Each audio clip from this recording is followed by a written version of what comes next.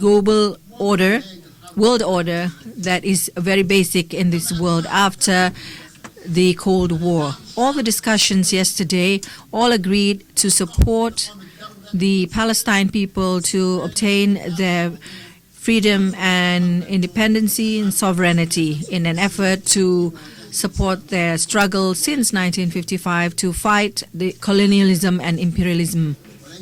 And finally, of course, it is not the last.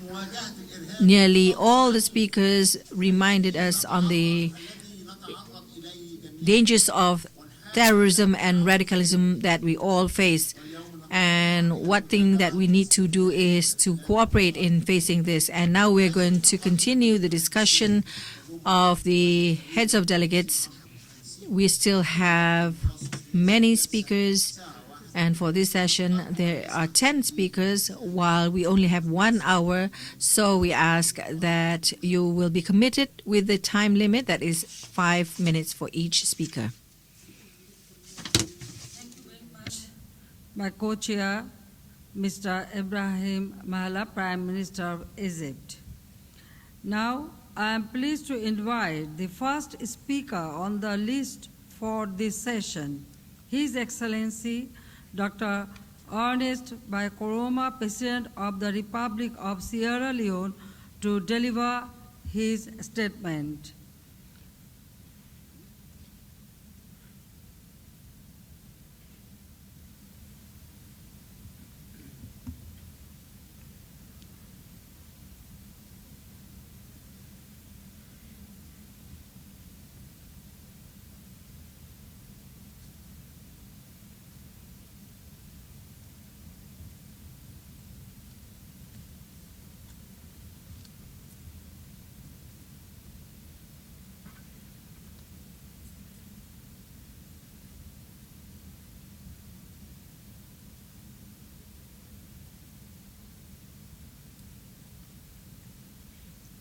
Co-chairs,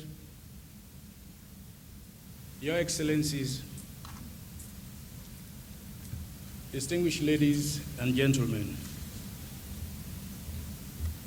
we deeply appreciate the hospitality accorded our delegation by the government and the people of Indonesia.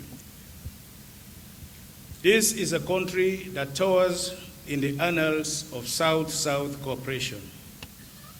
And it is here, in the very country, in Bandung, that leaders from over the global South came up and make the announcement that the whole of the South-South cooperation will be nobler if we propose economic cooperation, political independence, and social advancement. Today, as we remember the towering stance of the leaders of that generation, let us also be reminded that what they ultimately stood for is relevant for the emerging issues of today. They stood for greater voice of the people of Global South. Suara yang lebih besar lagi untuk Today, mereka yang berada di that greater voice selatan, bagian should be selatan dunia. Dan integrated sekarang suara tersebut harus into the diintegrasikan reforms di of the dalam United Nations. reformasi dari PBB. And Africa Dan seeks the support Afrika of Asia mencari dukungan dari for Asia greater voice untuk in the suara yang United lebih besar lagi Nations di as espoused PBB in our seperti Ezulwini Consensus terkandung di dalam and the Street Declaration. pernyataan That Africa sebelumnya.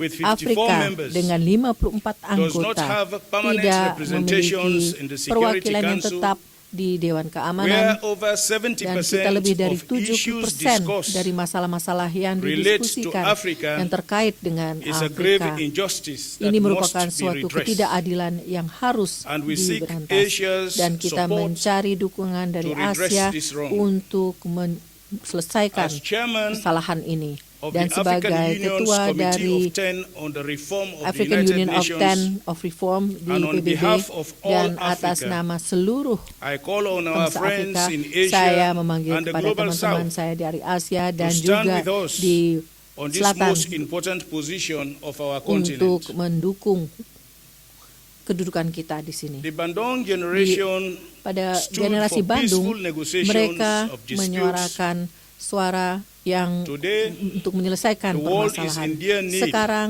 for dunia peaceful sangat resolutions membutuhkan to suatu conflicts in the penyelesaian Middle East and Africa, damai untuk menyelesaikan and for berbagai konflik solidarity di Afrika, against dan juga terrorism, solidaritas menghadapi which today terorisme constitutes yang saat a ini foremost threat merupakan of violence ancaman paling against besar ordinary people in yang Nigeria, Mali, menekan Kenya, rakyat di Syria, Kenya, and Iraq. Mali, Syria, dan Irak. We note that criminals Kita mencatat and bahwa terrorists tindak would kejahatan want to dan use teroris anything akan close to them menggunakan to do apapun evil yang dekat and dengan mereka legitimize untuk their melakukan crime. sesuatu yang jahat dan I membuat call on tindakan nations mereka gathered here sah. today Dan saya meminta to para resist kepala negara yang criminals hari ini who would untuk want to menolak use para the kriminal divine yang and menggunakan peaceful cara-cara religion of damai Islam atau menggunakan or the noble ideals of liberation agama Islam to kill untuk and membunuh maim the dan innocent. menyakiti We yang must tidak urge bersalah. our Kita religious, harus cultural, and menjaga intellectual leaders atau meminta to para continue pemimpin to kita yang teach the intelektual dan eternal beragama values of untuk tolerance memilih and jalan-jalan peaceful toleransi coexistence. dan hidup berdampingan dengan damai. Today, Hari ini we are also kita witnessing semua the menyaksikan increasing adanya virulence meningkatkannya and quicker spread kekerasan of dan juga diseases semakin that cepat threaten the very perkembangan survival atau of humanity, menjangkitnya penyakit yang from menyerang Marburg kemanusiaan. to SARS, Da- HN1 and NARS, Ebola. SARS, Ebola, These viral HNE1 diseases dan are no penyakit-penyakit respecter ini of boundaries. tidak melihat They are batasan-batasan. becoming diseases of the Mereka world menjadi penyakit dunia and not of any dan particular tidak region. saja untuk kawasan tertentu. Sierra Leone, Sierra Leone, Liberia, and Guinea Liberia, dan may be Guinea at the battlefront mungkin of di this current outbreak.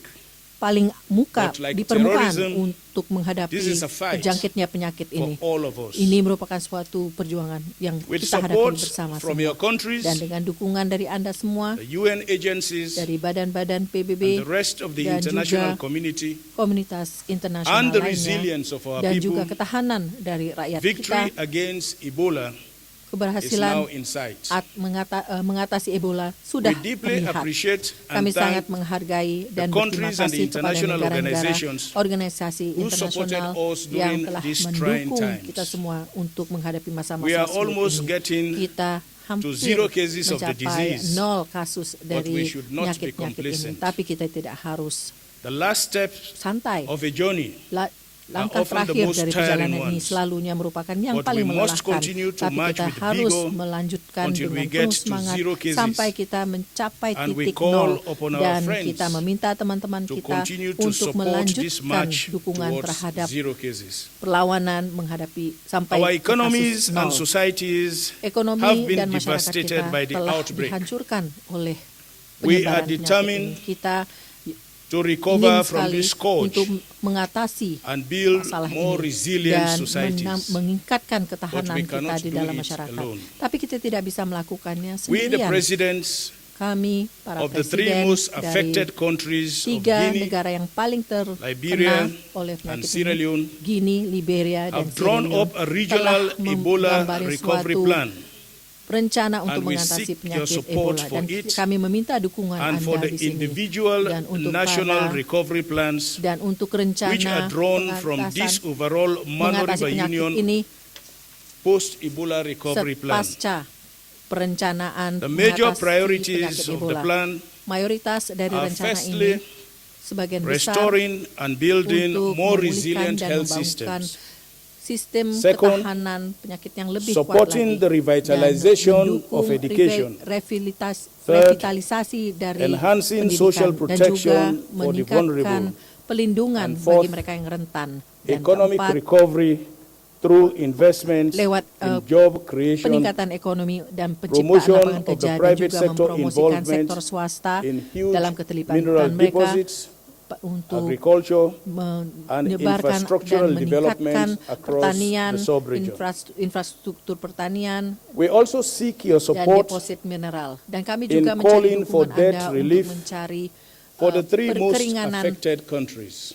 utang untuk negara yang terdampak Countries paling like besar. Sierra Leone, Negara seperti Guinea, Sierra and Leone, Liberia, Guinea dan which were Liberia registering yang remarkable democratic telah and mencatat economic suatu recovery from war, pemulihan ekonomi yang now begitu baik need more dari than perang, any time sekarang lebih dari support sebelumnya from membutuhkan countries dukungan dari inspired negara-negara by the yang Bandung terinspirasi generation. oleh generasi Bandung. We faced similar circumstances, Kami menghadapi masalah-masalah so we know how yang to sama. Jadi ensure kita tahu bagaimana the untuk construction memastikan of resilient konstruksi system dari sistem yang in the ketahanan face of dalam similar menghadapi challenges. tantangan yang sama.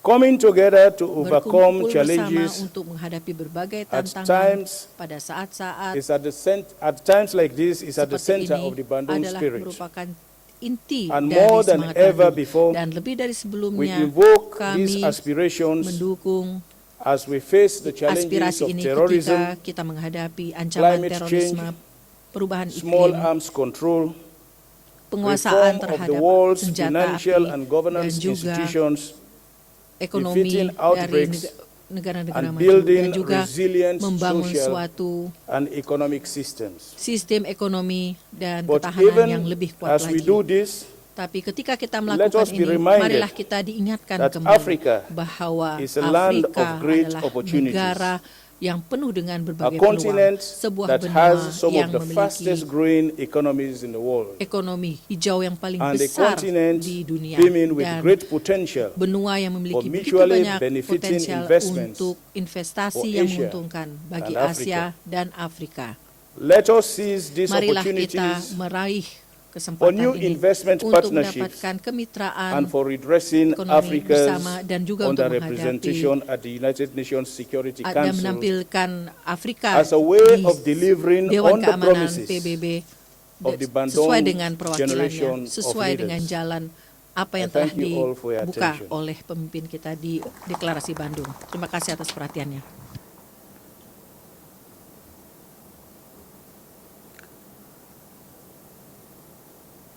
I thank you very much, Terima kasih banyak, Excellency, Yang Mulia, Dr. Ernest by Dr. Ernest Koroma Bai for Karoma your statement. atas pernyataannya.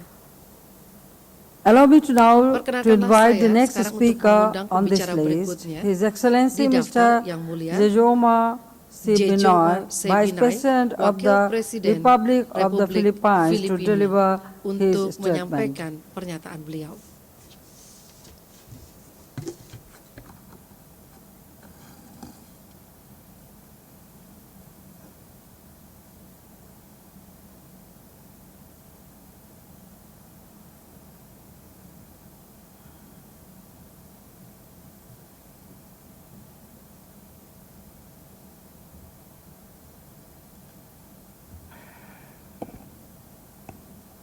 Thank you for the introduction, Your Excellency. Terima kasih Prime atas Minister kata Bangladesh, pengantarnya, Sheikh Perdana Menteri Hasina, Bangladesh, Sheikh Hasina, Excellency Prime dan Yang Minister Mulia, Egypt Ibrahim Malab, Perdana Menteri, Excellencies, fellow delegates, ladies and gentlemen, delegasi, para undangan dan selamat hadirin pagi. sekalian, selamat Good pagi. morning.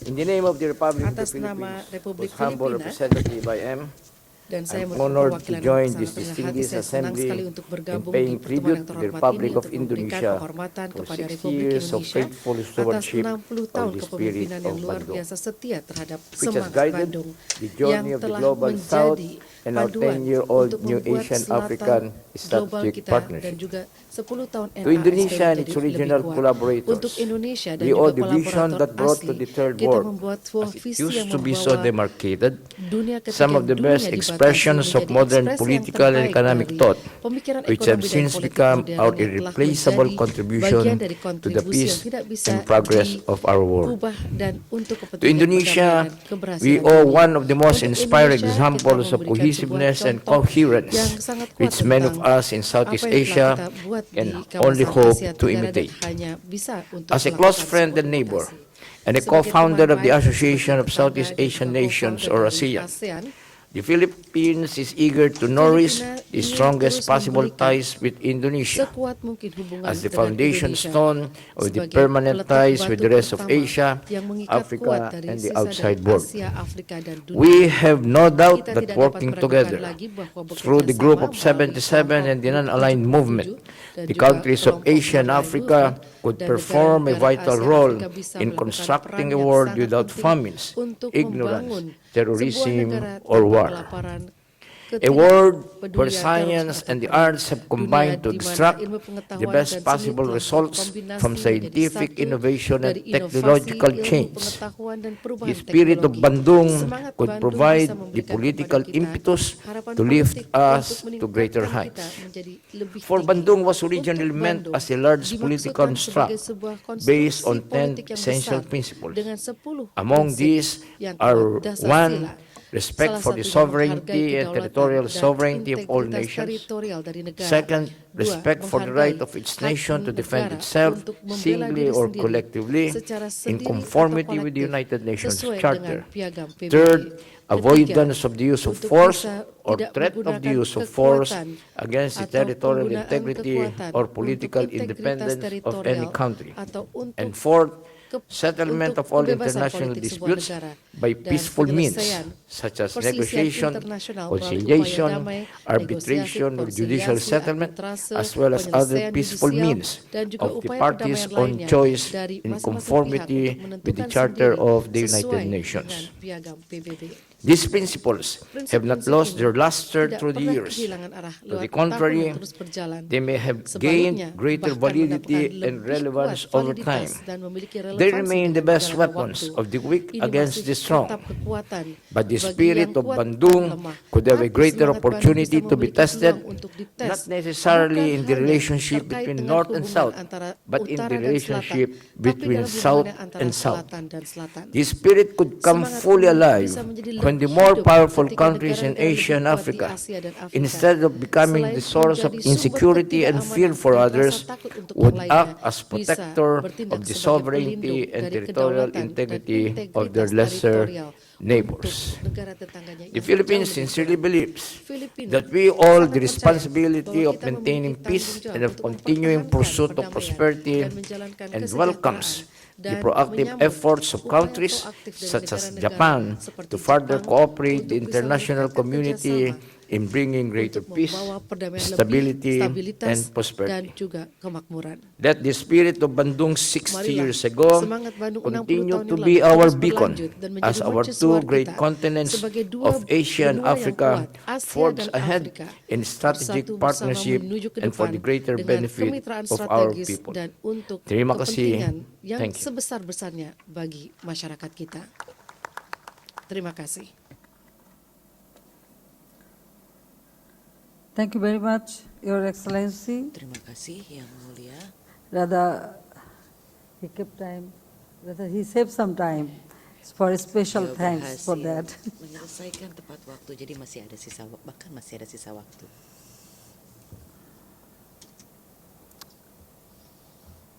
Now I invite Sekarang saya akan the mengundang next speaker on the list, pembicara berikutnya His Excellency dalam Mr. Akila Salah Aisa, Yang Mulia, President of the House of Bapak Akila Representatives, Libya, to deliver Wakilan dari Libya his speech. untuk menyampaikan sambutannya.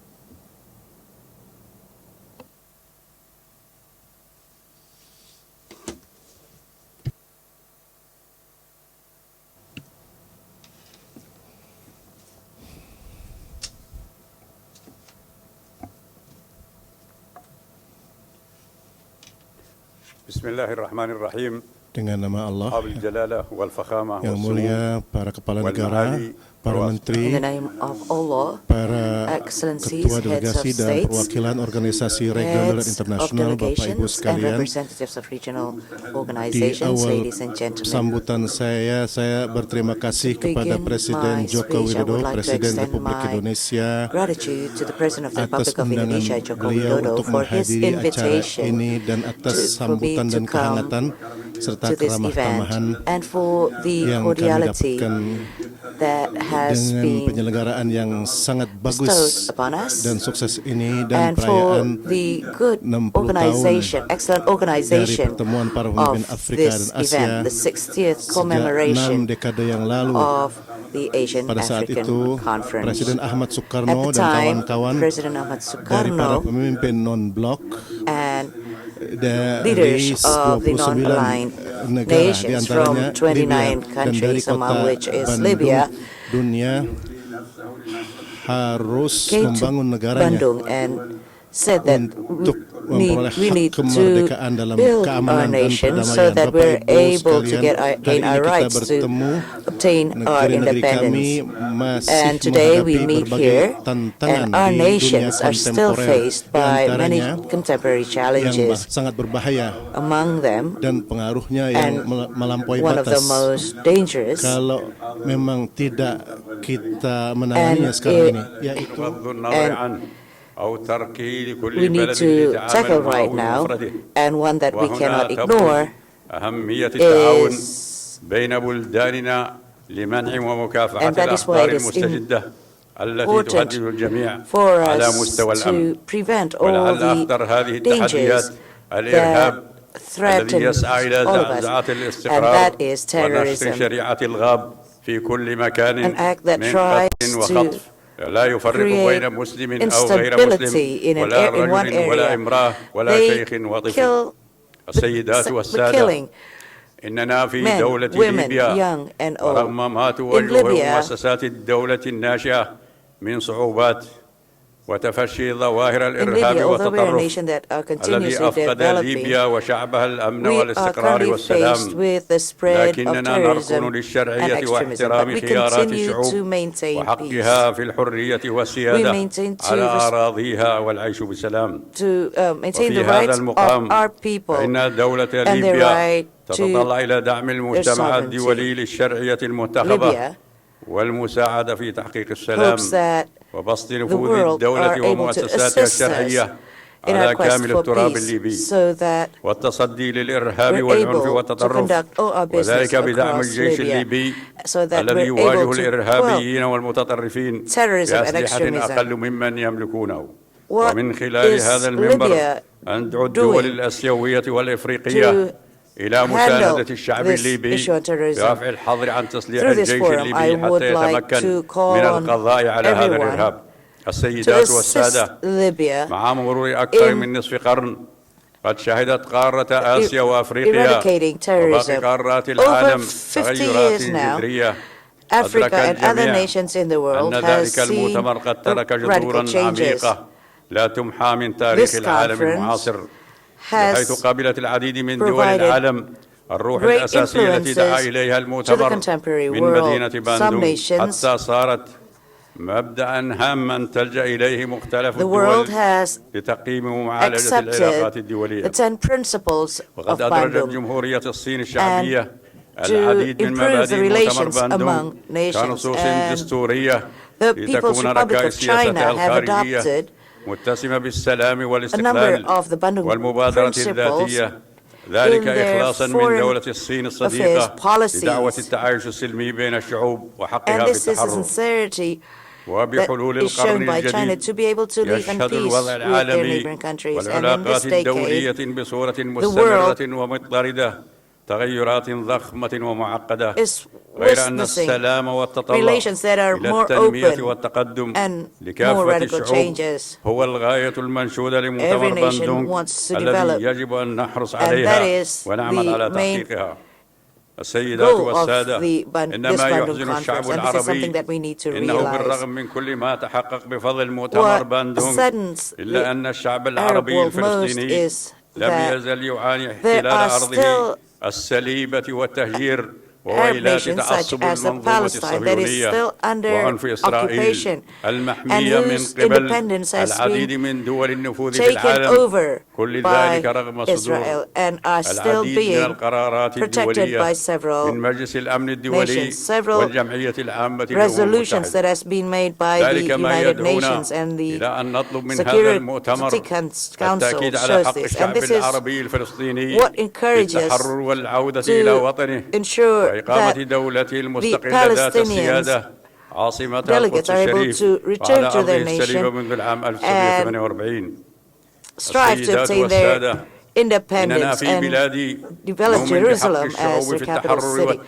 Ladies and gentlemen, I know that in your countries the right to obtain independence and security is imperative, and we welcome this summit and its excellent goals and the meeting the parliamentary ويساعد على meeting حل of المشاكل Asia and والصعوبات Africa will ومختلف ما also يواجه شعوب support this القارتين. effort كما أن and الشراكة to بين resolve مؤسساتنا several البرلمانية problems that we في are القارتين faced today. من شأنها أن And يفضي the إلى partnership تعزيز between the two التعاون continents must وتبادل وجهات be able النظر to والتفاوض strengthen بين this bond الحكومات لدعم آفاق so that التعاون they're able to والتنمية share خاصة opinions لمرحلة ما بعد within a 2015 greater frame, وتأييدنا المطلق especially لقارتي after آسيا وأفريقيا 2015, للحصول على and مقعد to دائم في fully مجلس الأمن support وتأييدنا the لمبادرة decisions أندونيسيا made لتعاون by جنوب جنوب. the two continents, إننا في Asia مجلس and النواب Africa, في دولة to be ليبيا represented in نثمن the عاليا Security Council of جهودكم the United ونكبر Nations. فيكم هذا الحدث على Libya حق الشعوب في التحرر upholds والتنمية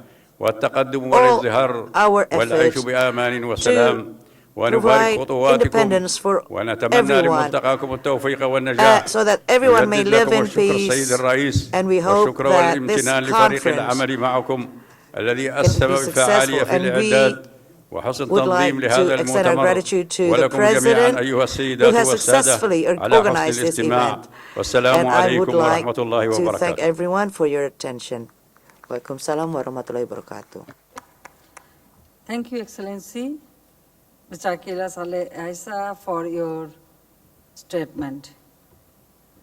Let me now invite the next speaker on the list, His Excellency Mr.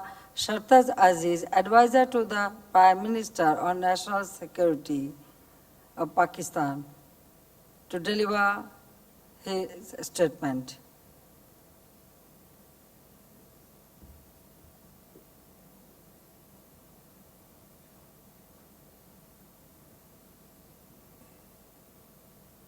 Bismillah ar-Rahman ar-Rahim.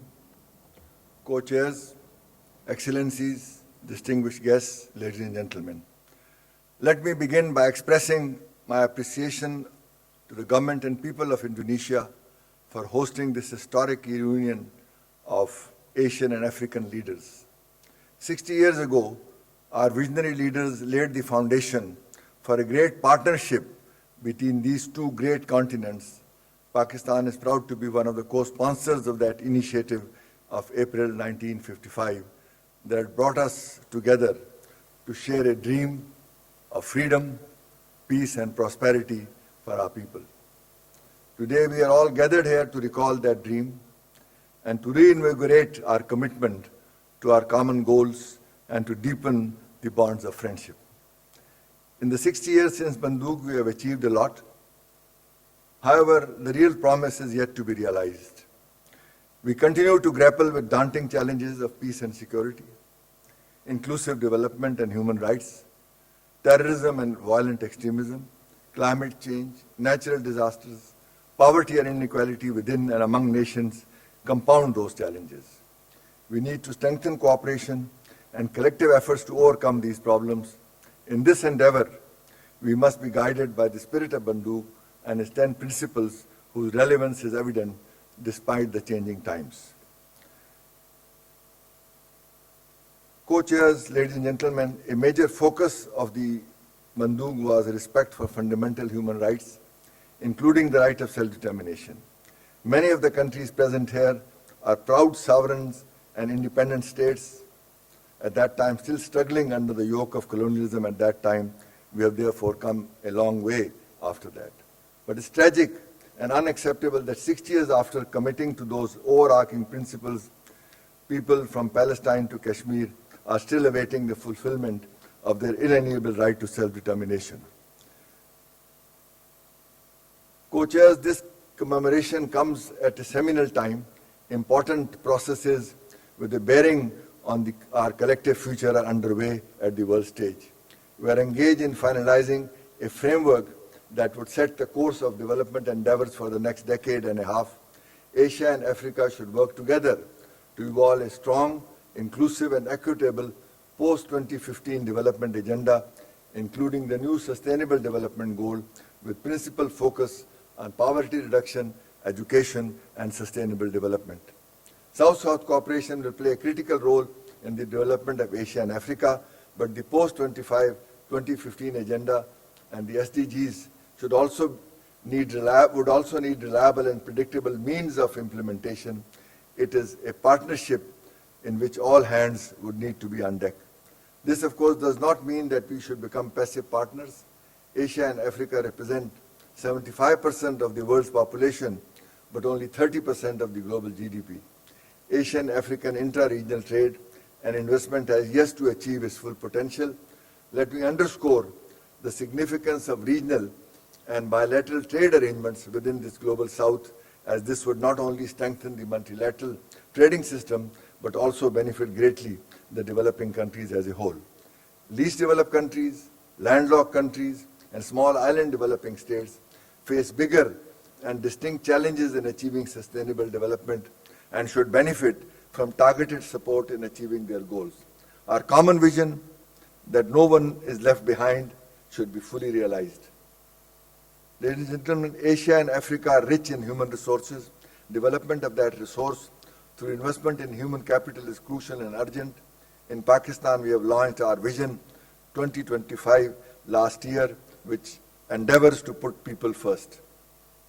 Countering terrorism and violent extremism is an area that requires our continued attention and strong cooperation. Over the past decade, Pakistan has lost 62,000 lives in the fight against terrorism, majority of them civilians. Thousands more have been left physically and emotionally stunted and scarred for the rest of their lives. Despite this, the people and government of Pakistan remain steadfast in their resolve to fight the menace of terrorism. As the biggest victim of terrorism, Asian and African countries must share our experiences and strength in collaborating to defeat this menace comprehensively, including by addressing the root causes and deploying a more effective strategy. Our visionary predecessors upheld and advocated the purposes and principles enshrined in the United Nations Charter, including respect for sovereignty and territorial integrity of all nations, recognition of sovereignty, equality of all states, and non-intervention. These principles continue to provide the basis for lasting peace. Together with our friends in Latin America, we from Asia and Africa form a solid block of cooperation and solidarity.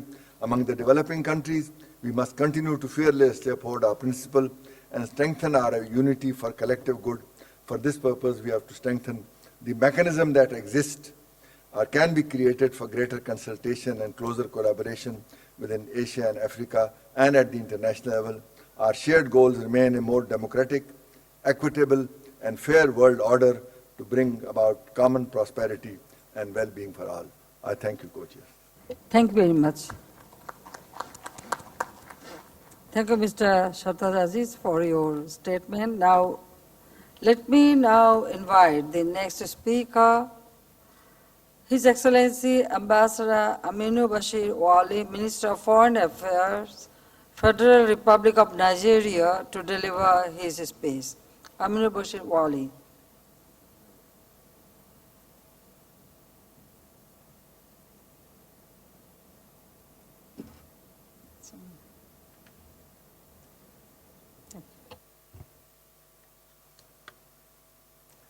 Your Excellencies, the co-chairs, the Prime Minister of Bangladesh, and the Prime Minister of Egypt, Your Excellencies, heads of state and government, heads of delegation, distinguished ladies and gentlemen. My President sends his warm felicitations to this conference. He is unable to be here with us in person due to pressing engagements at home. I'm therefore most privileged to deliver his statement to this august gathering. Distinguished ladies and gentlemen, let me at the onset express my appreciation to our host, His Excellency President Joko Widodo of Indonesia, for his invitation to attend this summit. The theme of the conference, Strengthening South-South Cooperation to Promote World Peace and Prosperity, is apt at these challenging times. It is my firm belief that at the end of our deliberations, we would have achieved the aim and taken measures to further promote a better and deeper friendship and collaboration among us. I recall that the principal aim of the 1955 Bandung Conference was to promote Afro-Asian economic cultural cooperation. We cannot therefore discuss the importance of the Bandung Conference without first paying tribute to the vision and concerted efforts of our founding fathers, who ensured that the conference brought to the front burner the topical issues of the time, which was decolonization. Let me therefore seize this opportunity to express profound appreciation to those visionary leaders for their enlightened vision and making it possible to carry on the mantle of struggle for the betterment of our societies. It is worth mentioning that the Bandung Conference led to the establishment of the non-aligned movement in 1961. The Bandung Conference represented the most significant expression of the resurgence of Asia and African spirit to create a new world order which eventually accelerated the decolonization of territories under the colonial rule within 10 years after its conclusion. For us in Nigeria, one of the 10-point declaration of the Bandung Conference, that is promotion of mutual interest and cooperation, is still valid and must be pursued vigorously by African and Asian countries. Colleagues and brothers, one major concern that needs to be addressed is the challenge of terrorism. Terrorism threatens every country, and no country is too far, too near, too small, or too big.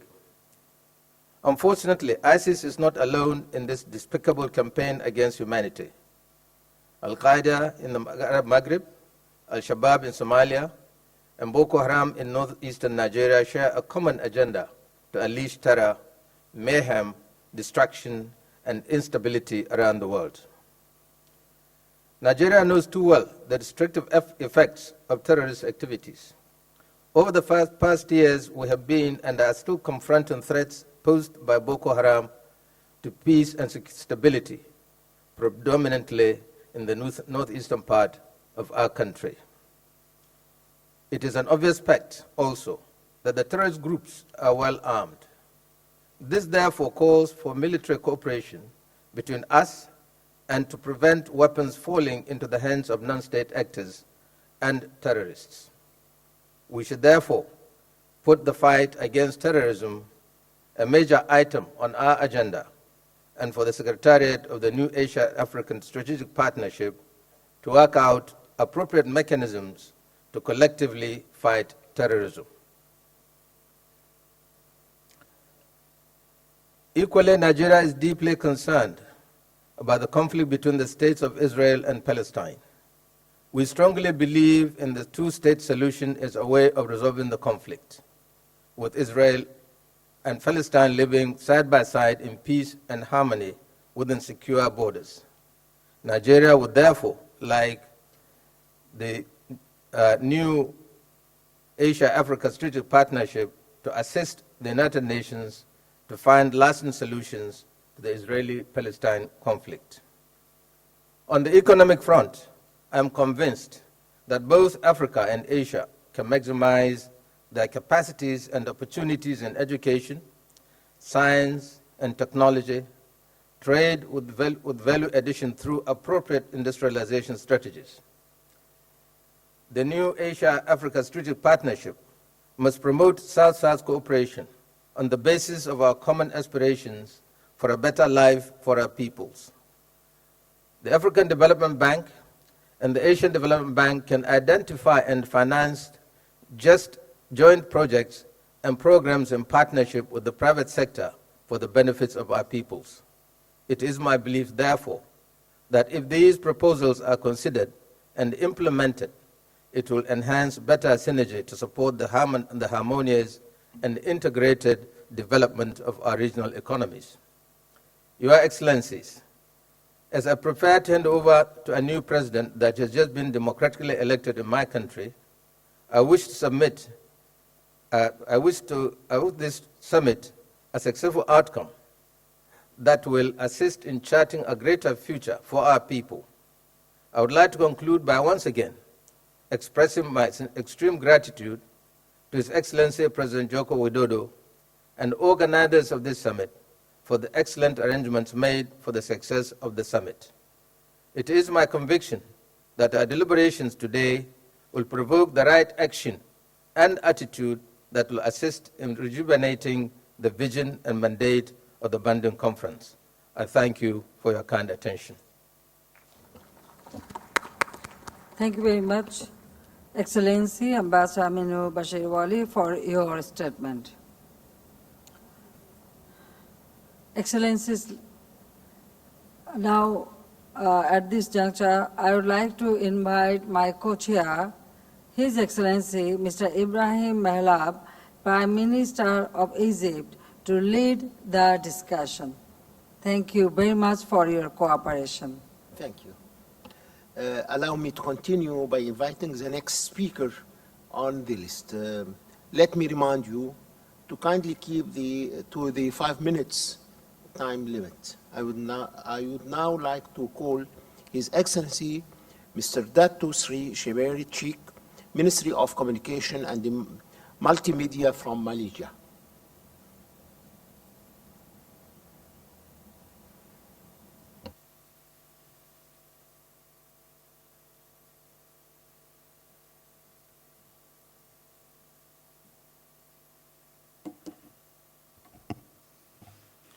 Bismillahirrahmanirrahim.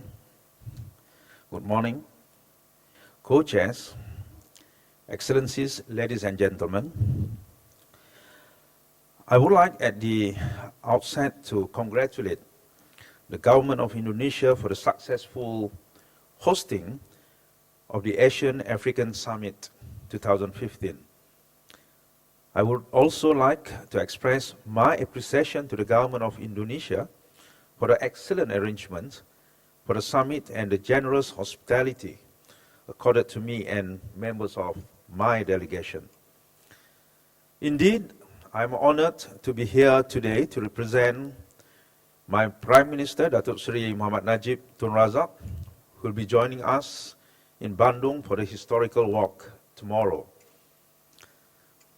Hardly a decade after the end of World War II and the birth of the Republic of Indonesia in 1945, the founding father of Indonesia, President Sukarno, along with 4 other leaders of newly independent countries, took the bold and visionary step in co-hosting the first Asian African Conference in Bandung, Indonesia, in April 1955.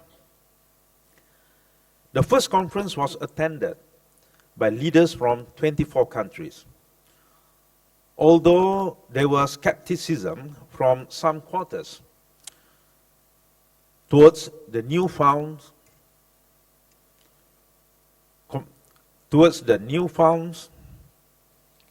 confidence and solidarity among Asian and African countries, 60 years after it was first convened, the spirit of Bandung lives on and continues to inspire developing countries for self-respect and self-determination. It was the same spirit of Bandung that led to the establishment of the Non-Aligned Movement, NAM, in 1961. Malaysia, which gained our independence 2 years after Bandung Conference, which is in 1957, always lent our support to all these forums, including to our African brothers who were still under colonization during that time. Indeed, our first Prime Minister, Tunku Abdul Rahman, was one of the strongest opponents against apartheid policy, using all platforms, especially in the United Nations and the Commonwealth. The world today has become more complex and polarized since our last meeting in 2005, causing fear, instability, and uncertainty. If 60 years ago, most countries in Asia and Africa struggled against colonialism and imperialism. However, our world today is confronted by the threat of extremism and terrorism. We need to enhance inter-regional cooperation to tackle pressing global challenges posed by extremism, transnational organized crimes, and terrorism. Malaysia strongly condemns any act of terrorism and violence perpetrated by extremist groups which caused grave injuries and losses to many lives. We call for countries to censure and reject extremism. However, we also believe that terrorism and extremism needs to be addressed in a comprehensive manner and not necessarily through the use of force alone. Instead, Malaysia believed in a multifaceted approach in combating terrorism and extremism by addressing the underlying contributing factors that support terrorism and extremism. Together we can overcome these obstacles and create a world that is peaceful, stable, and prosperous for all mankind through moderation.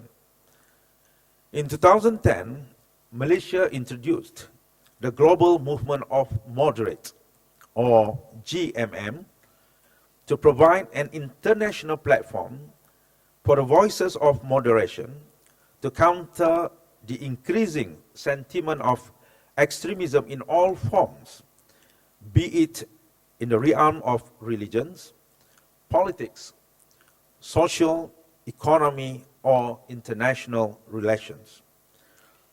Cognizance of this, Malaysia fully supports the 3 outcome documents that we will be adopting at this summit, which aims to reinvigorate our commitment to a stronger, more inclusive, and sustainable partnership under the new Asian-African Strategic Partnership.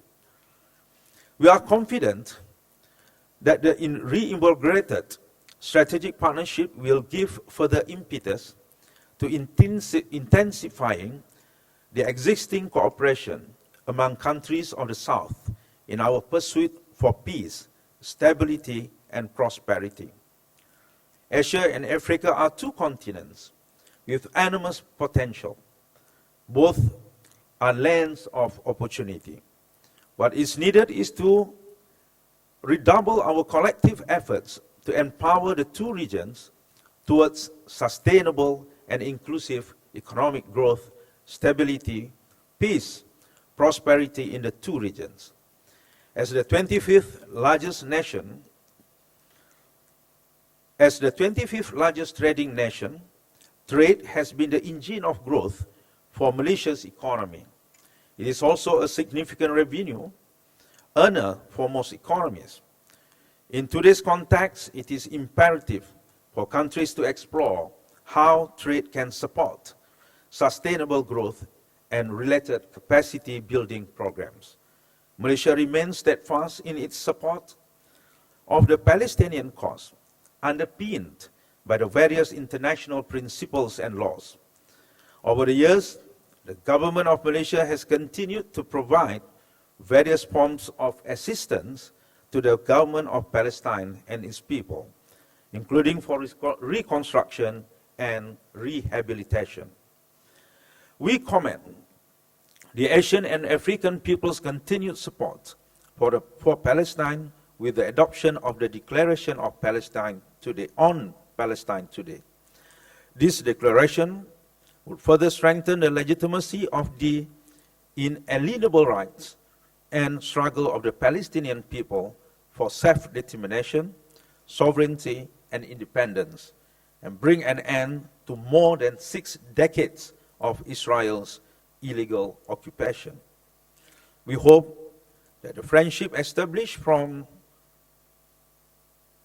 these forums since many decades will continue to prosper as we confront challenges brought by globalization and other pressing political economic issues it is crucial for Asia and Africa to recommit to the Bandung spirit and the new Asian-African strategic partnership, building upon the strength that we have shown today. I thank you, co-chairs. Thank you, Your Excellency, for your speech. Next speaker, His Excellency, Mr. Rembing Pato, Minister for Foreign Affairs from Papua New Guinea.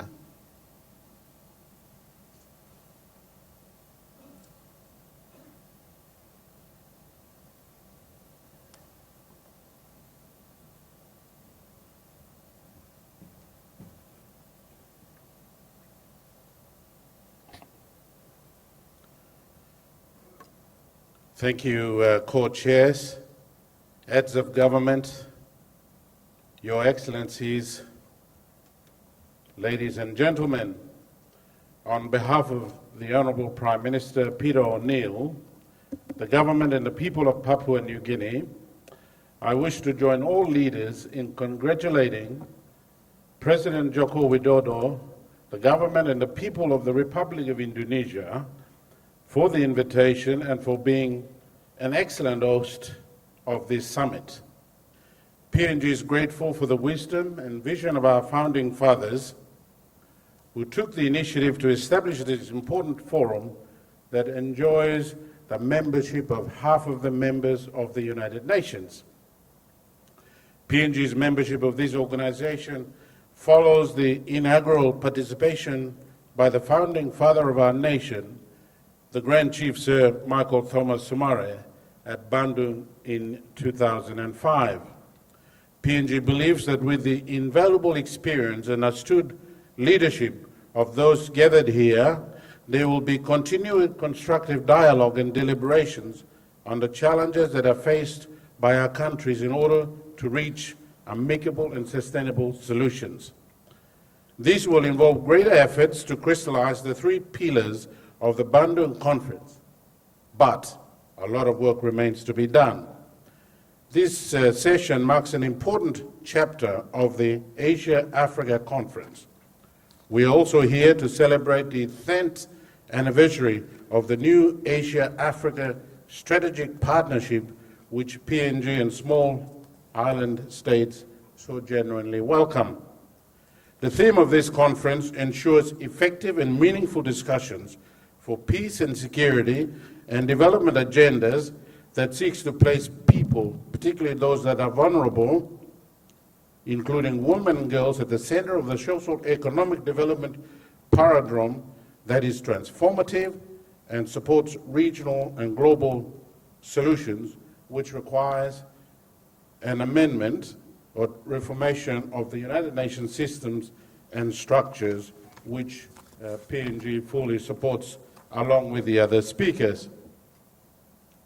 Co-chairs, Papua New Guinea has formulated a long-term development strategy, PNG Vision 2050, that has set the overarching framework to achieve quality human development.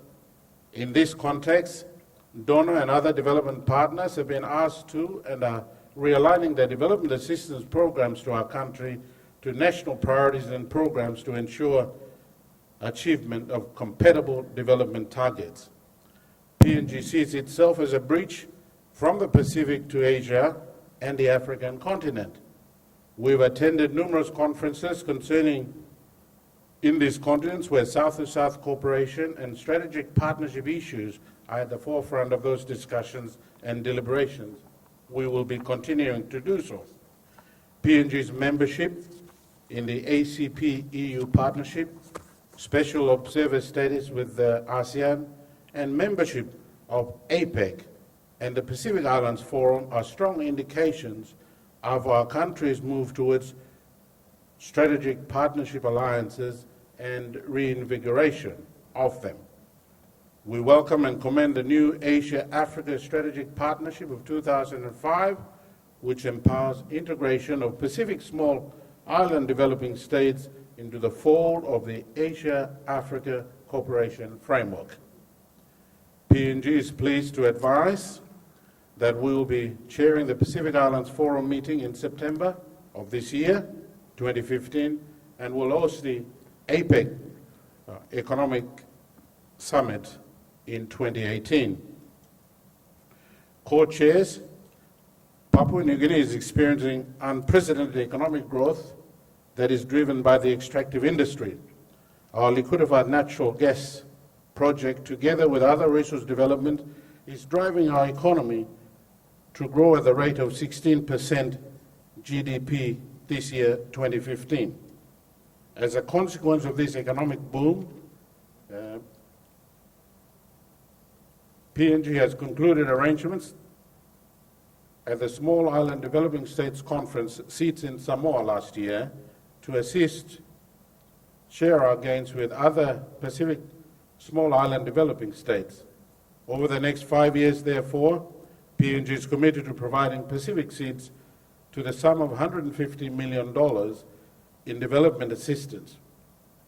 Our funding would enable Pacific seats to address some of the challenges in health, education, capacity building, climate change, and infrastructure rehabilitation following natural disasters which are so regular in our region.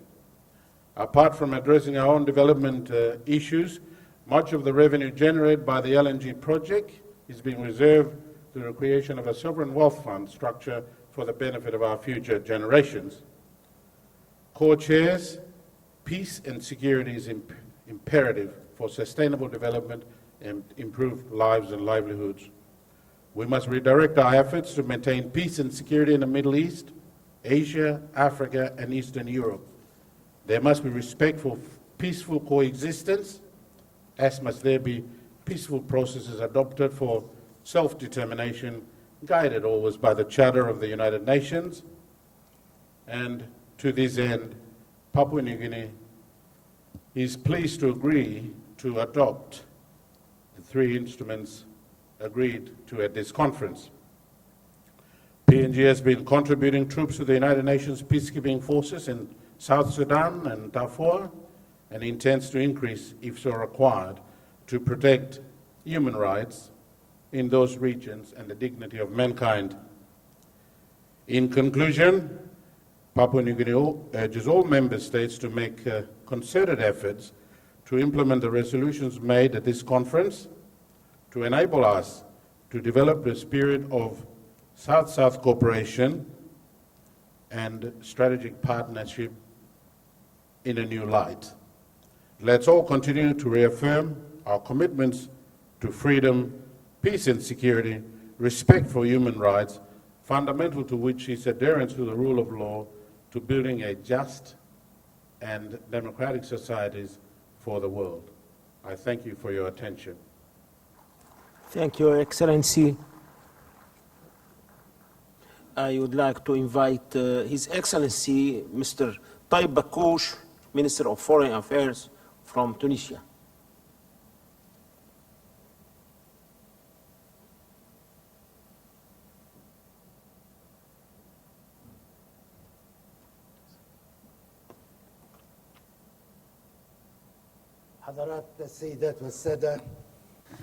Your Excellency, distinguished guests, ladies and إنه لمن gentlemen, دواعي الاعتزاز أن أشارك اليوم والوفد it is a great honor to be نيابة able عن سيادة رئيس to الجمهورية attend this التونسية conference الفاجقة on السبسي behalf of the في President of قمة Tunisia آسيا إفريقيا at التي the تتزامن هذه Asian السنة African Summit مع إحيائنا لذكرى that 60 coincides with لمؤتمر the بندون commemoration الذي of كان the لتونس 60th anniversary شرف of المشاركة في Bandung, فعالياته whereby Tunis is also وإن جمهورية one أندونيسيا of the التي كان participants لها of the شرف meeting. احتضان The مؤتمر Republic of بندون Indonesia بقيادة الرئيس الراحل has the great أحمد honor سوكارنو to host ها هي اليوم تستضيف the من event جديد by هذه the القمة leader Sukarno, and today الأفرو-آسيوية في they are تعبير also صريح conducting عن مدى the Asian التزامها African Summit بخدمة with an المبادئ implementation السامية about the والأهداف commitment of النبيلة Indonesia لهذه in الشراكة respecting the القارية human rights of the وهي people على ذلك and a better لجديرة life for our بالثناء people. والتقدير.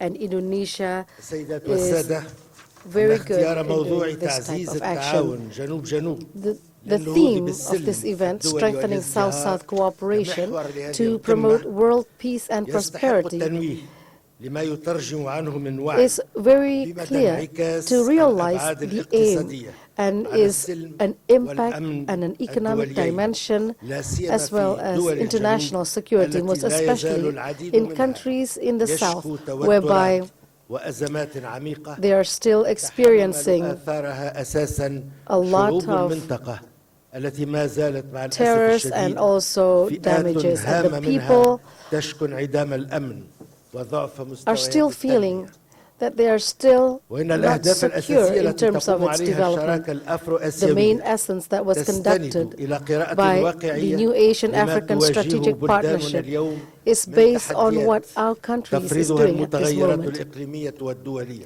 The على changes المستويات السياسية that we والاقتصادية see in the والاجتماعية climate change, التي لم يعد as من well as the الممكن لأي economy, بلد as well أن as يبقى social في منأى activities, عنها. whereby each هذه country will التحديات face this type of نخص بالذكر situation. منها The challenges الفقر that we are والبطالة facing are, والتهميش among others, وضعف poverty, الموارد وانسداد and also the الآفاق creation أمام of new فئات jobs. There are so الشبابية many people who are ونقص مشاركة unemployed, المرأة and there are so many يضاف youth إليها who are in اليوم need of jobs. الإرهاب And وتواصل in addition to الانتهاك this, we are حقوق also الإنسان facing والشعوب terrorism and the وهو ما violations of يفرض human علينا rights. مزيدا من التنسيق Therefore, والتضامن we need لنكون to أوفياء coordinate لروح and بارلمان we need to hold hands وإن together. تونس التي تجدد اليوم Tunis, التزامها who بالأهداف is always الاستراتيجية للتعاون giving its الأفرو commitment آسيوي وبالمبادئ الأساسية لحركة with the عدم new Asian الانحياز African Strategic Partnership, تعتقد based جديا on the أن مجابهة non-aligned عديد principles, التحديات we are convinced السياسية that in والأمنية facing the والمجتمعية political يمر لزاما challenges, عبر the وضع social أسس challenges, متينة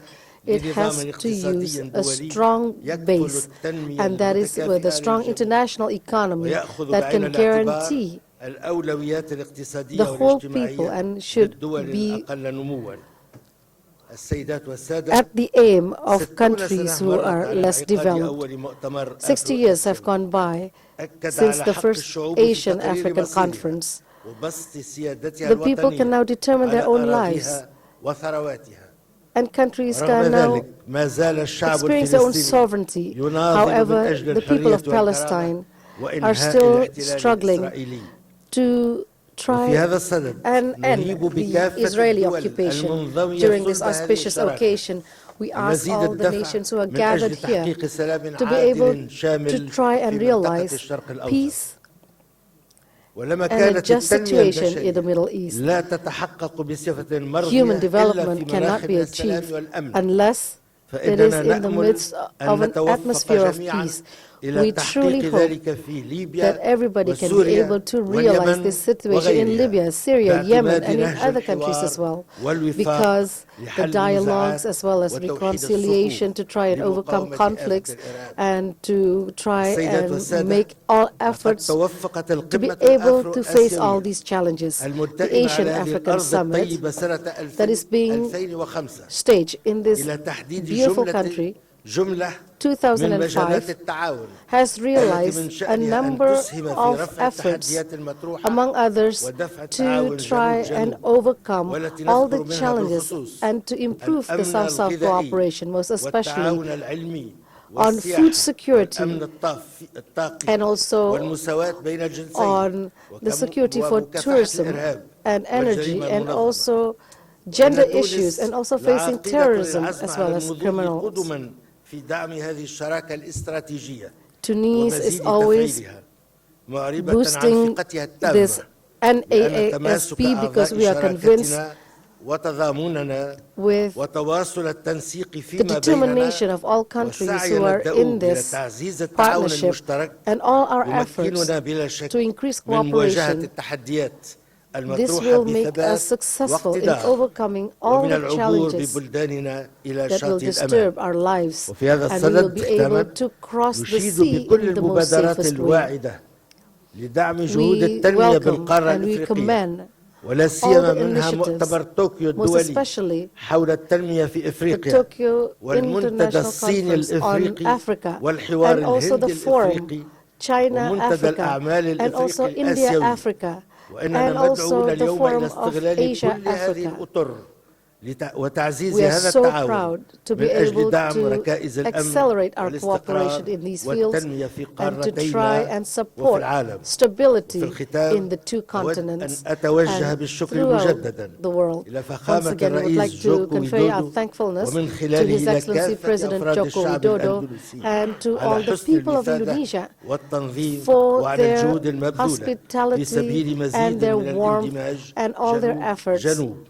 بما يسهم to في إرساء strengthen the عالم أكثر South-South عدلا cooperation in وتكافؤا trying تسوده الرفاهية والسلام.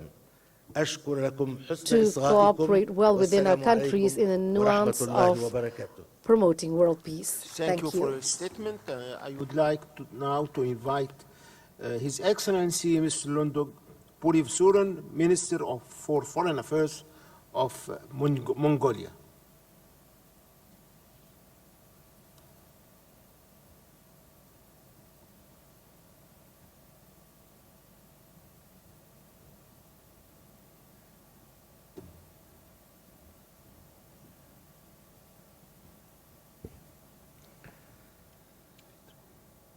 Co-chairs, Excellencies, ladies and gentlemen, let me begin by conveying to all of you the warm greetings and best wishes of His Excellency President of Mongolia, Mr. Sakharyan Elbegdorj, for most constructive and fruitful exchange at this summit to lead to a more enhanced and energized cooperation between Asian and African nations. My delegation wishes to join the previous speakers in commending the important initiative undertaken by Indonesia and South Africa, the co-hosts of this summit.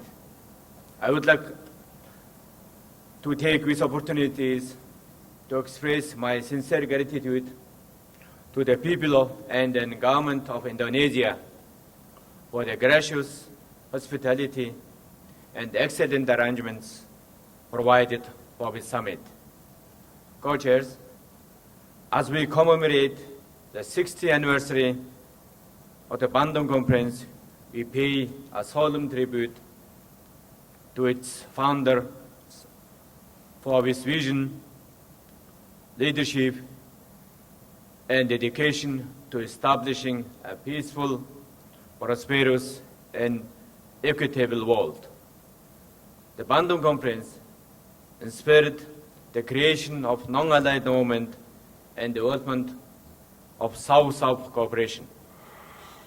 The values and the principles of Bandung have stood the test of the time, remaining as relevant and enduring as ever. Today's summit is a vivid demonstration of the unity and solidarity of Asian and African nations to the spirit of the Bandung Conference, laying the groundwork for the building the new Asian-African strategic partnership. Excellencies, the world has dramatically changed since the Bandung Conference was established 6 decades ago. Interdependence of the countries has vastly increased with advance of globalization and ICT evolution.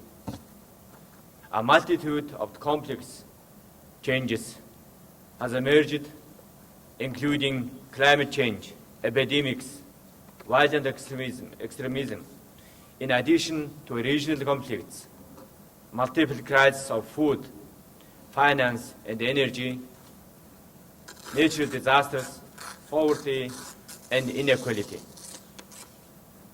Making up 75% of the world population and 30% of the global GDP, we, the countries of Asia and Africa, have enormous potential in advancing a culture of global peace and security, promoting democracy and good governance, and ensuring an equitable development.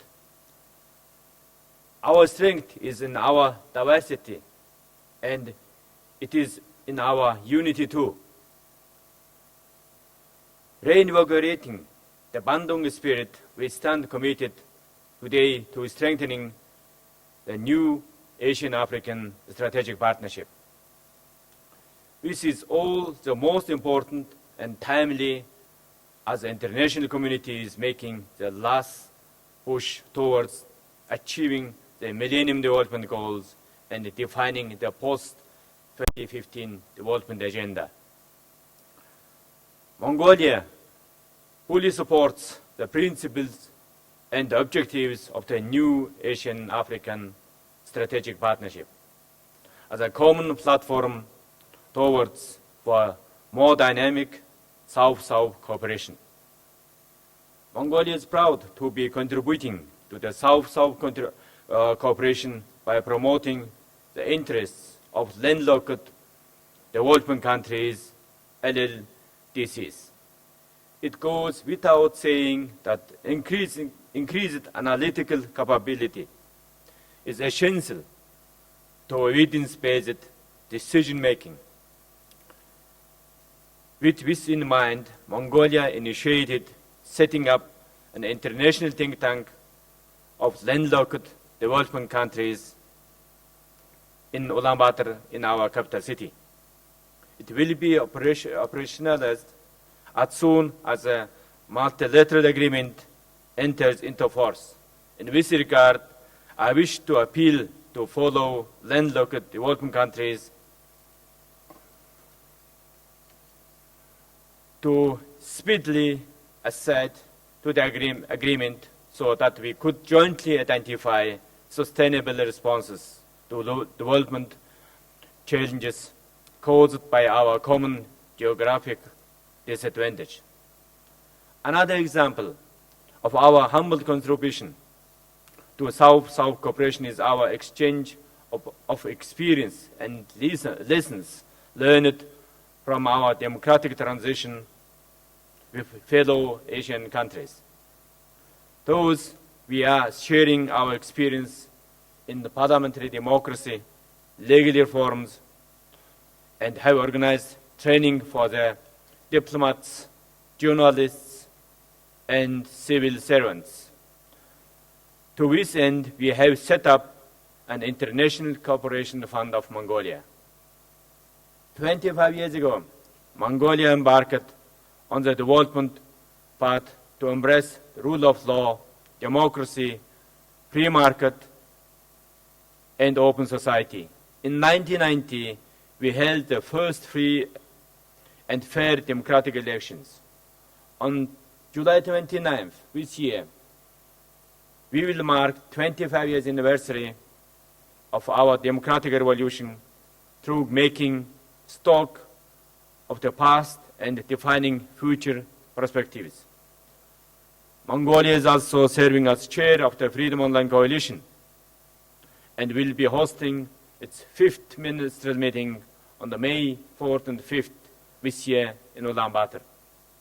Excellencies, in conclusion, I would like to reiterate once again Mongolia's commitment to the principles and objectives of the Bandung Conference and the new Asian-African Strategic Partnership, as they will guide us in strengthening our cooperation towards a better tomorrow. Thank you for your attention. Thank you, Excellency. I would like to invite now His Excellency Mr. Osman Saleh, Minister of Foreign Affairs from Eritrea.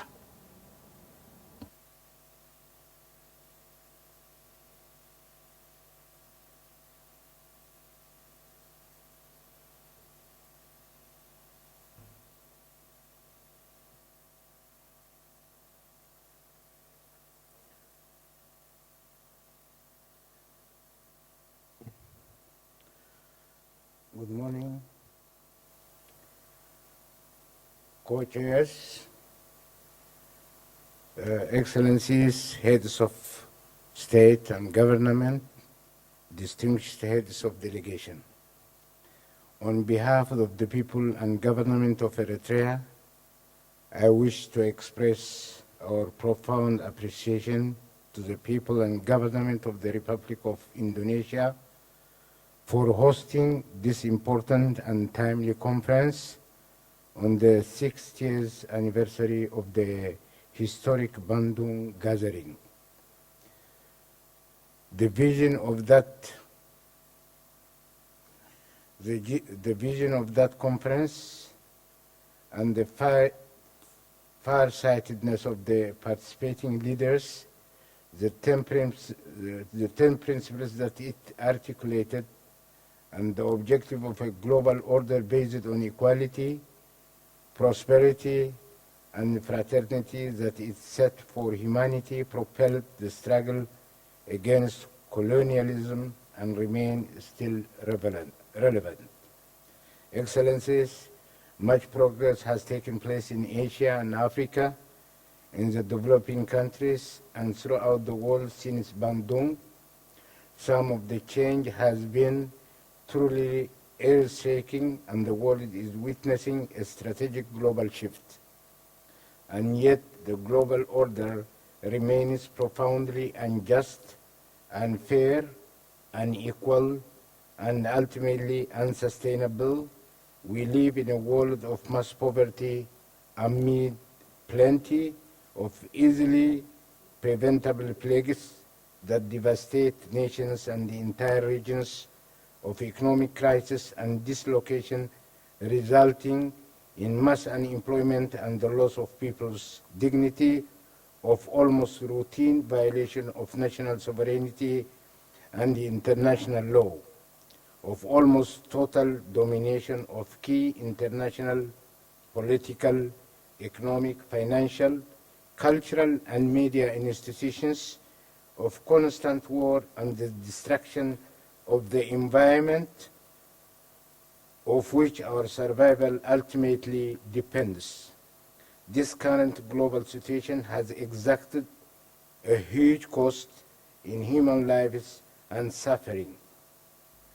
While the current global reality of unilateralism, military adventurism, economic inequality, and increasing chaos is clearly detrimental to Asia, Africa, the developing nations, and the majority of people throughout the world, it is also obvious that there is a minority of nations and powerful interests who believe that have a vital stake in it and are prepared to deploy force and all manner of resources to maintain it. Excellencies, our people in Africa and Asia, people throughout the world thirst for peace, stability, prosperity, for a livable environment.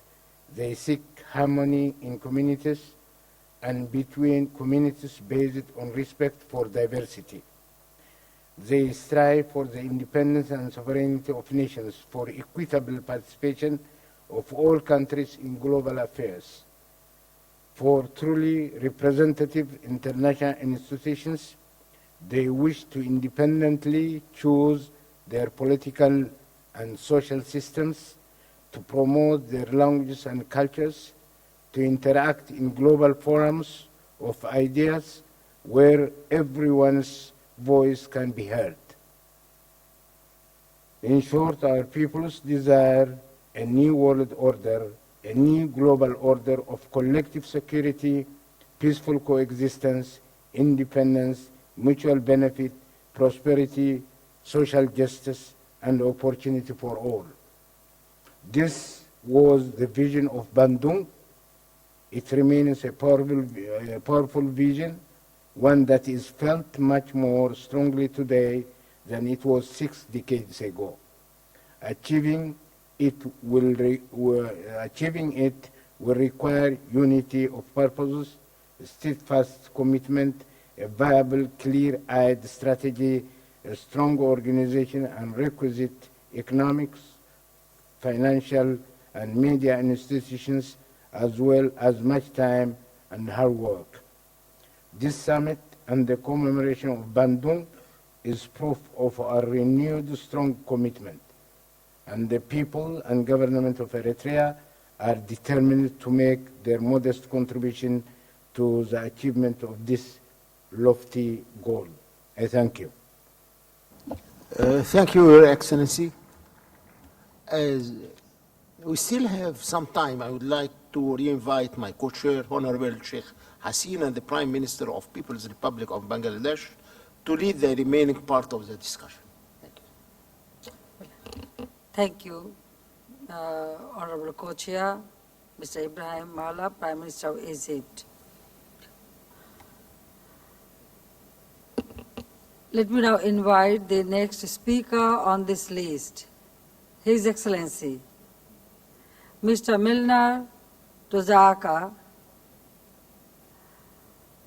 Minister of Foreign Affairs and External Trade of Solomon Island, to deliver his statement.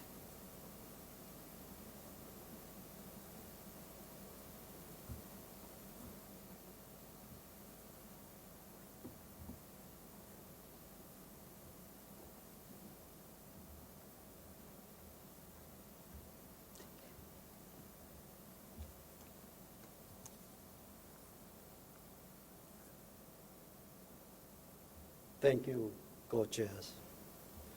Excellencies, heads of state and government, Your Majesties, distinguished heads of delegation, allow me at the outset to convey to you the warm greetings of my government and the people of Solomon Islands. I also join others in expressing deep gratitude to the government and people of the Republic of Indonesia for the warm hospitality and excellent arrangement they have availed for this meeting. My government acknowledges the pivotal role assumed by the government of the Republic of Indonesia in facilitating the work of this Asia-Africa Transcontinental Conference as we gather here in Jakarta to commemorate 60 years since the adoption of the Bandung Communique in 1955 and 10 years since the establishment of the new Asian-African Strategic Partnership, NASP, in 2005. My government of Solomon Islands values the spirit of cooperation, friendship, and solidarity for peace and prosperity as enshrined in the Bandung Communique.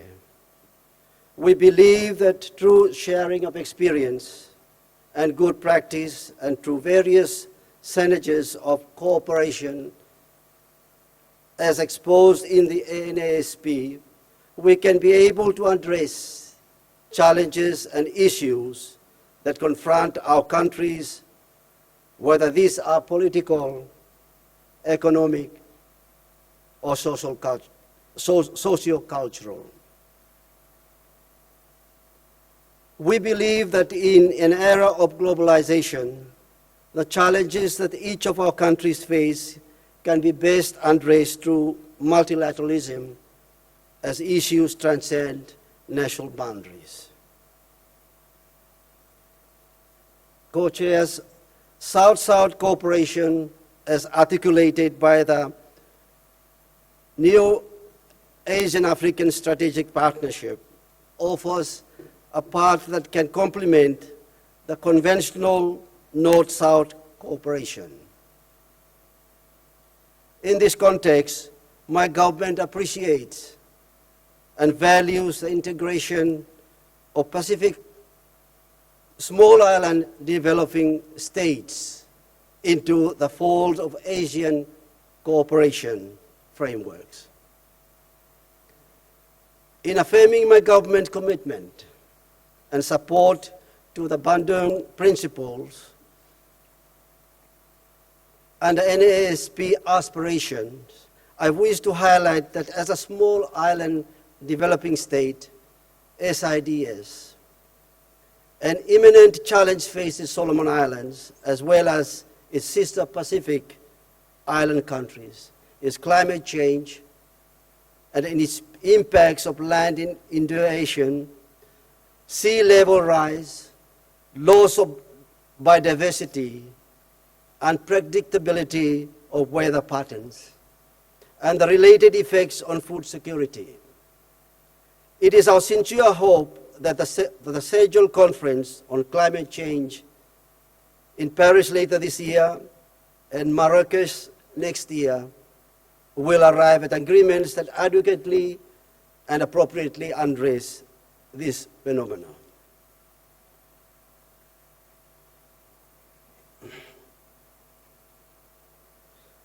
Co-chairs, the development of Blue Economic Initiative to foster sustainable development is important for an island country like Solomon Islands, where we rely on our resources from the ocean.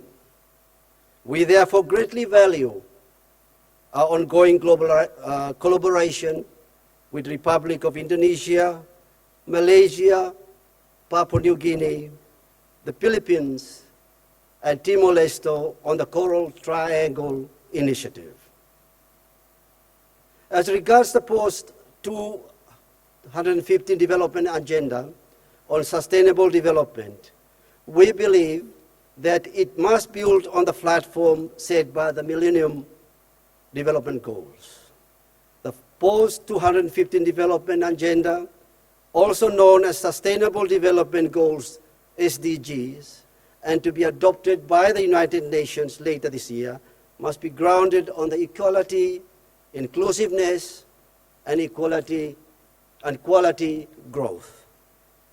Co-chairs, harnessing trade and investment would confer much-needed fuel for growth in small countries, small economies like ours. Practical cooperation programs and synergies that enable value addition would provide a good platform for impetus towards lifting the livelihoods of our people. In this context, we would welcome investment initiatives in the tourism sector, particularly in ecotourism and in agriculture and other productive sectors, which would directly involve the majority of our peoples who live in the rural areas. Co-chairs, terrorism is a scourge which must be abhorred, and conflicts are an impediment of progress where gains achieved development are lost. However, efforts to address these scourges and challenges must be appropriate to avoid stigmatization of culture and religions, as this can breed extremism. We acknowledge the values underpinning the need to recognize socio-cultural affiliates.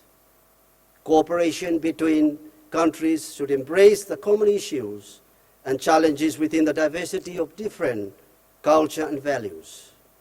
In this context, we must recognize legitimate values and national aspirations, the government system of individual countries.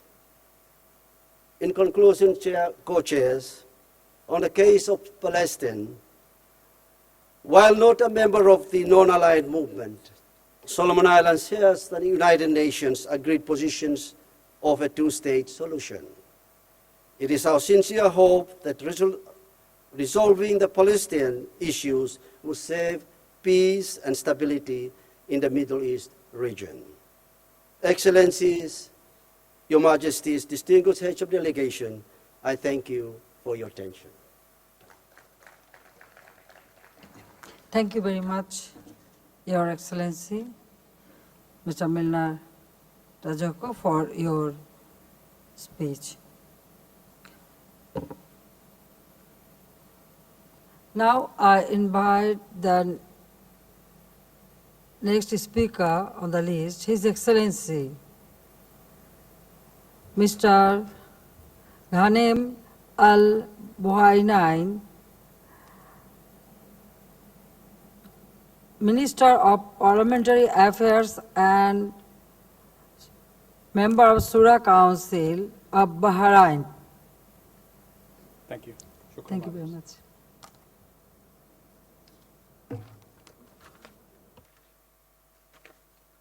بسم الله الرحمن الرحيم.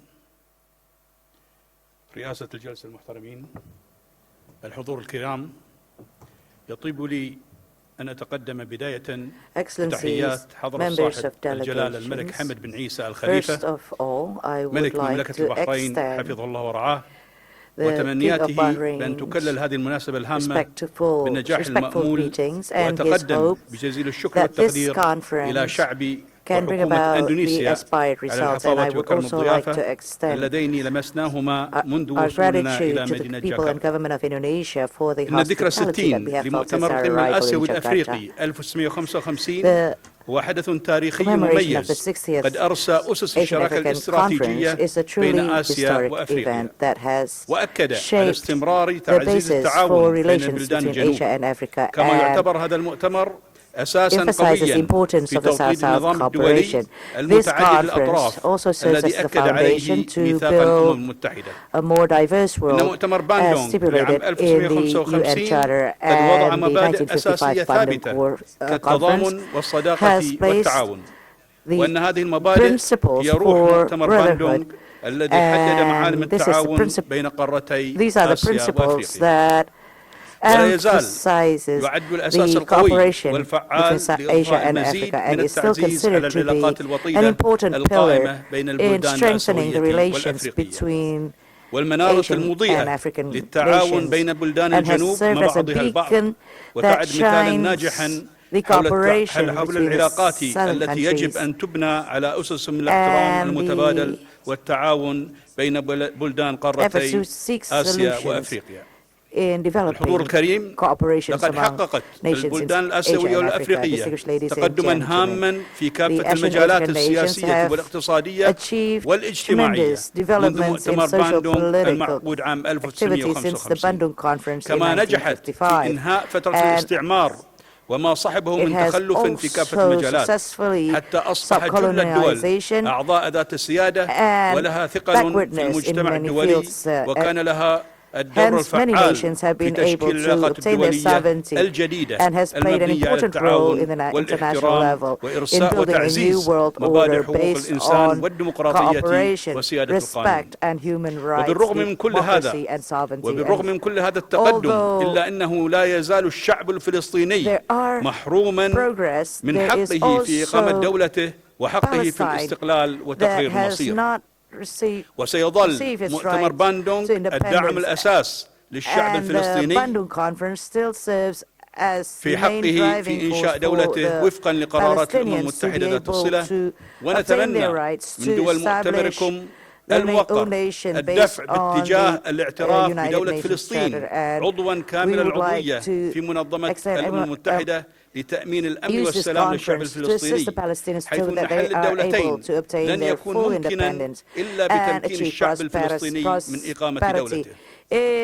الحضور الكريم، إن الظروف الحالية التي تمر بها بلداننا سواء في آسيا أو أفريقيا تحتم علينا التكاتف والعمل معا بشكل وثيق، ومن الأهمية بمكان وضع رؤية مشتركة وتعاون جماعي لمواجهة التحديات الكبيرة التي تواجهنا كانتشار ظاهرة الإرهاب وتفشي الأمراض والأوبئة والفقر وتغير المناخ وتدهور البيئة ونقص الغذاء وغيرها. إذ أن تلك التحديات تشكل عقبات رئيسية في طريق التنمية والتطوير، وهي بحاجة إلى عمل فعال ونشط، ولا يتأتى ذلك إلا من خلال العمل المستمر والتعاون الوثيق بين بلداننا. إننا نتطلع إلى مزيد من التعاون الآسيوي الأفريقي وفي عالم ينعم بالسلام والأمن والازدهار، وضمن شراكة عميقة ووطيدة تكفل مستقبلا أفضل للأجيال القادمة. ينعم أفراده بالرخاء بعيدا عن الخوف أو القمع أو الظلم. لذا فإنه أصبح لزاما علينا تجديد إقامة الشراكة الاستراتيجية الآسيوية الأفريقية وتوسيع أطر هذه الشراكة لتشمل مجالات أوسع فيما يتعلق بالتعاون الاقتصادي والاجتماعي والثقافي، حتى تعطي هذه الشراكة زخما أكبر وترسي علاقات وطيدة بين بلداننا في مجالات التجارة والاستثمار والسياحة والصناعة والطاقة nations' وتكنولوجيا cooperation in الاتصال. investment, كما أن trade, هذه الشراكة energy, بحاجة technology, إلى تحسين بناء communications. القدرات These والتعاون من أجل cooperations would إيجاد require بيئة قادرة على التفاعل improvements of the والبناء infrastructure وتجاوز الصعاب. so وختاما that أهنئ هذا المؤتمر there's a الهام conducive والبناء environment for على ما تم everyone to التوصل be able إليه to do من that. نتائج And would هامة like to كما جاء في congratulate الوثائق the التي holding سيتم of this meeting, اعتمادها والتي من which شأنها is very تجديد روح constructive ومبادئ and باندونغ has التي resulted أصبحت in many مثالا ناجحا positive في مجال ideas. بناء And this العلاقات is الدولية one way الجديدة. and وشكرا for على إصغائكم. reinvigorating the Bandung spirit, which is a key success to developing very a new much. world order. Thank you very much. For your speech. Now I request my co-chair, His Excellency Mr. Ibrahim Mahalab, to lead the discussion. The floor is yours. Thank you. Excellency, thank you very much. Thank you. From Sudan, I would like to invite His Excellency Ali Ahmed Karti, Minister of Foreign Affairs.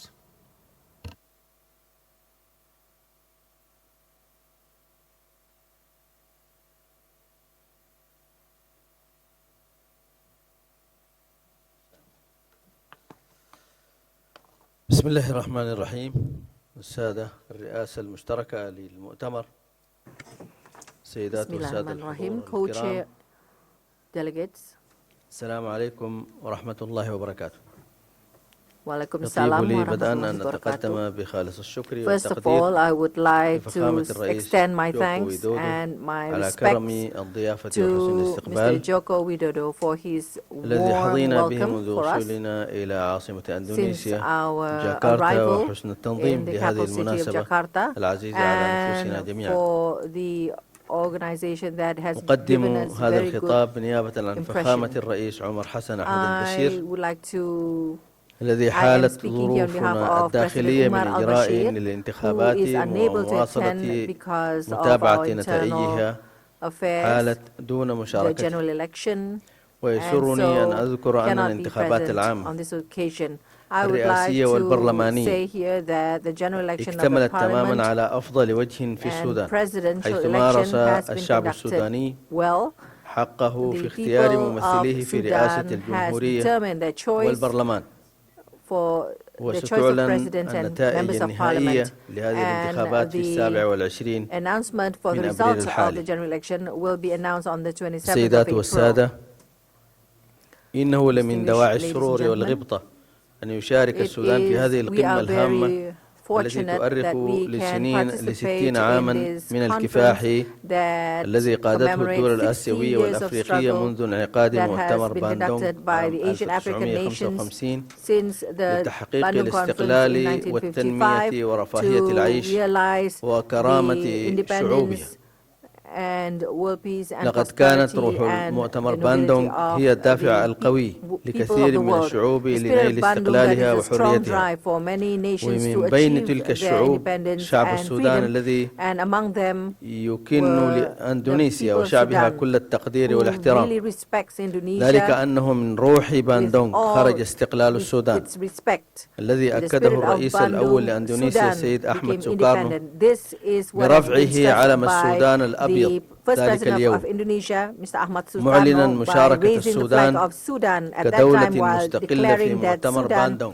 has رغم become أن an استقلال السودان state لم that يعلن is بعد، participating ولكن in a تلك conference, المناسبة even though أدت إلى أن the يعلن السودان declaration of independence was not yet عبر declared in رئيسه Sudan, but it has السيد caused إسماعيل Sudan to الأزهري become independent. لاستقلاله من داخل And البرلمان then بعد in شهور Sudan, عديدة. it was declared after several months. السيدات والسادة، إن علاقات independence of السودان Sudan بأندونيسيا through the تمتد في parliament. التاريخ لأكثر And من the 100 relationship عام. between Sudan and عندما Indonesia قدم إلى has أندونيسيا الشيخ been أحمد long سوكتي الأنصاري for the past السوداني 100 years. And وأقام since they جمعية came الإرشاد to الإسلامي، Indonesia, Mr. Ahmad Sukarno ثالث has أكبر built an جمعية organization, مدنية في أندونيسيا اليوم، Al-Irshad, that was وقد one كرمه of الرئيس the الراحل سوكارنو باعتباره organizations, أحد Islamic مناضلي organizations in أندونيسيا Indonesia.